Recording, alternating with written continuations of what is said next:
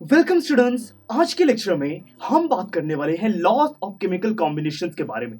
दोस्तों ये कुछ ऐसे लॉज होंगे जो कि केमिस्ट्री में हर जगह अप्लाई हो सकते हैं, कहीं पर भी इन लॉज को तोड़ा नहीं जा सकता है। दोस्तों वो हैं हमारे law of conservation of mass और लॉ ऑफ कांस्टेंट प्रोपोर्शंस। काफी इंटरेस्टिंग है और हम ये भी देखेंगे कि इन्हीं लॉज की वजह से एक नई एटॉमिक थ्योरी कैसे डेवलप हुई। डाल्टन्स एटॉमिक थ्योरी को भी बहुत ही अच्छे से स्टडी करेंगे। तो फिर चलिए इस लेक्चर को शुरू करते हैं।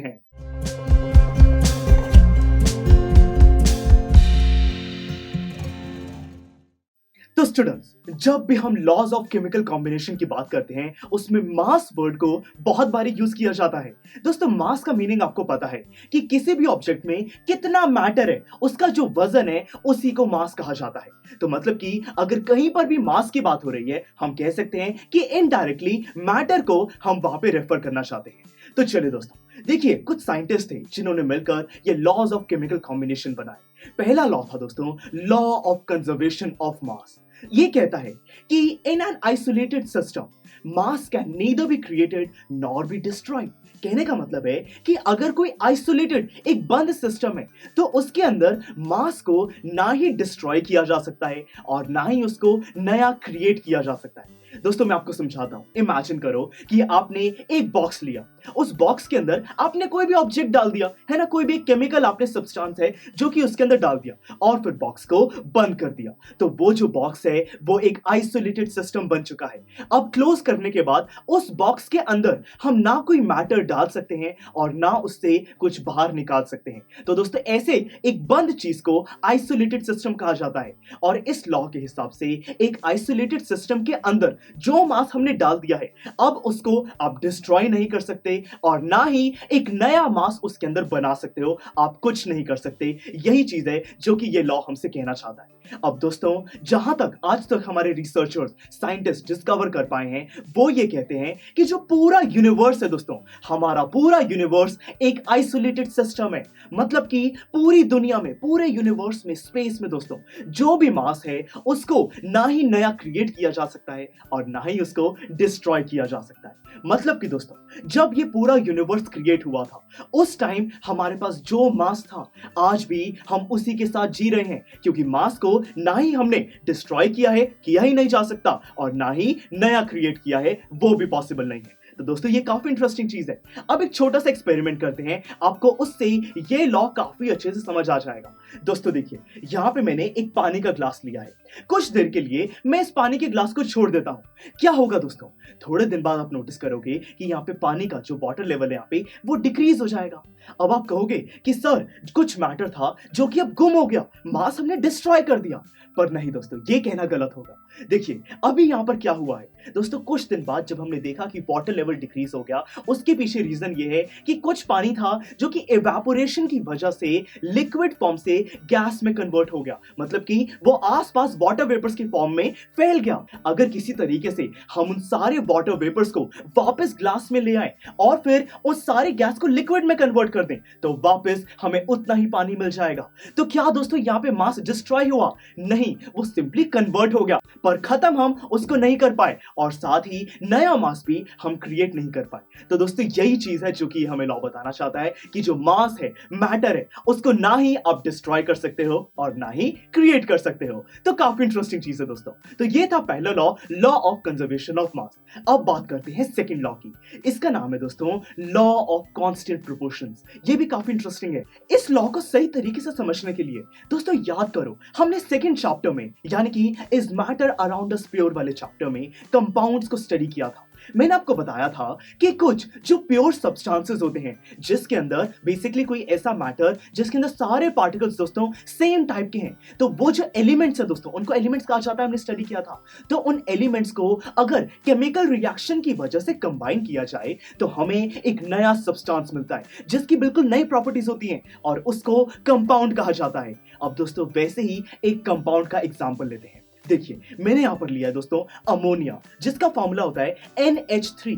तो अगर मैं एमोनिया का लेट से 17 ग्राम्स का मैं कोई सैंपल ले लूं, उसके अंदर दोस्तों जैसे कि फॉर्मूला क्या कहता है NH3 कि इसके अंदर एक तो दोस्तों हमारे पास पार्टिकल होगा यहाँ पे नाइट्रोजन का और 3 पार्टिकल होंगे हाइड्रोजन के, है ना दोस्तों। तो यहाँ पे जब आप उसको मेजर करोगे तो आपको पता चलेगा कि यहाँ पे 14 ग्राम्स दोस्तों वेट होगा नाइट्रोजन का और हाइड्रोजन का टोटल कंबाइन करके वेट होगा 3 ग्राम्स। तो दोस्तों इससे हमें क्या पता चला कि हम अगर 17 ग्राम्स का कोई अमोनिया का सैंपल लें तो उसमें 14 ग्राम्स दोस्तों नाइट्रोजन और 3 ग्राम हाइड्रोजन होगा। अगर हम यहाँ पे नाइट्रोजन और हाइड्रोजन का रेशियो लें तो नाइट्रोजन रेशियो हाइड्रोजन दोस्तों क्या आएगा 14:3।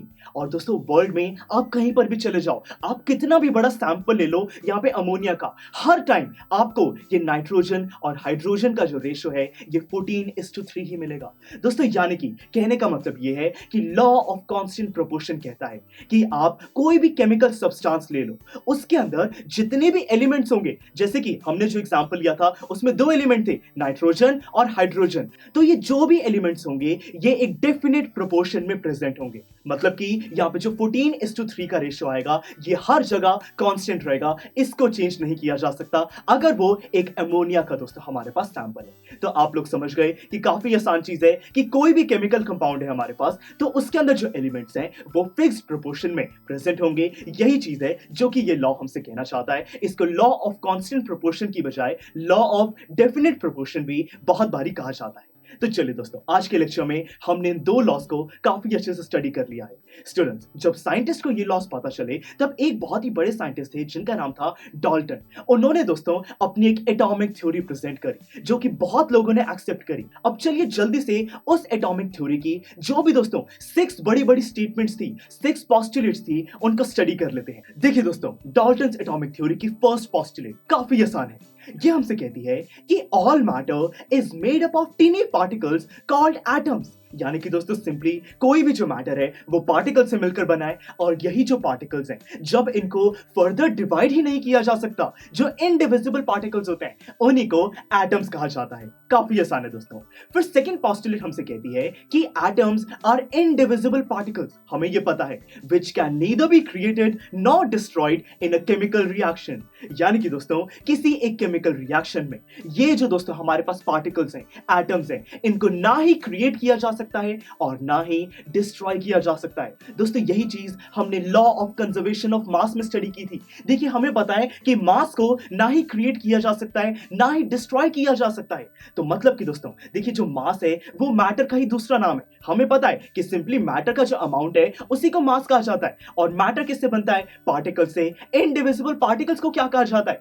एटम्स। तो मतलब कि जो law of conservation of mass है वो एटम्स पे भी अप्लाई होगा। ये स्टेटमेंट हमें यही कहती है कि जो एटम्स हैं उनको भी ना ही क्रिएट किया जा सकता है और ना ही डिस्ट्रॉय किया जा सकता है। काफी आसान स्टेटमेंट्स हैं। थर्ड पोस्टुलेट देखिए दोस्तों, ये हमसे कहती है कि atoms of a given element are identical in mass and chemical properties. मतलब कि दोस्तों अगर हमें एक एलिमेंट दे दिया जाए, एलिमेंट क्या होता है? कोई भी ऐसा मैटर जिसके सारे पार्टिकल्स बिल्कुल सेम है।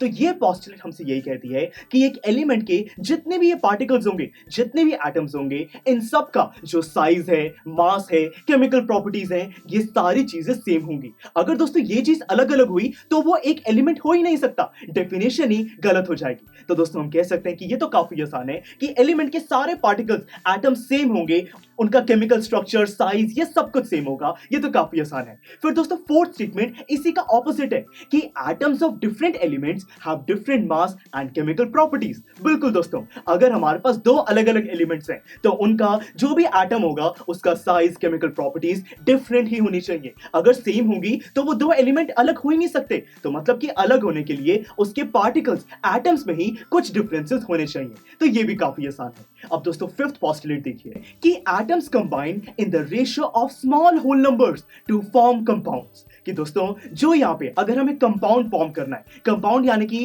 कोई भी एक ऐसा केमिकल सब्सटेंस जो कि कुछ डिफरेंट एलिमेंट्स में केमिकल रिएक्शन की वजह से बनता है। तो दोस्तों अगर ऐसा कोई हमें कंपाउंड फॉर्म करना है तो उसके अंदर जो भी हमारे एटम्स होंगे उनका जो मास है दोस्तों वो एक स्मॉल होल नंबर में प्रेजेंट होना चाहिए। मतलब कि अगर अमोनिया है उसके अंदर नाइट्रोजन और हाइड्रोजन नाइट्रोजन का दोस्तों मास का एक रेशियो लिया जाए, हमने करके भी देखा था, तो 14:3 हमें आंसर मिलता है। तो दोस्तों यही चीज मतलब कि स्मॉल होल नंबर के रेशियोज में हमारा जो आंसर है वो प्रेजेंट होना चाहिए, मतलब कि जो एटम्स हैं वो स्मॉल होल नंबर के रेशियोज में कंबाइन करके ही कंपाउंड्स फॉर्म कर सकते हैं। ये भी काफी आसान स्टेटमेंट है।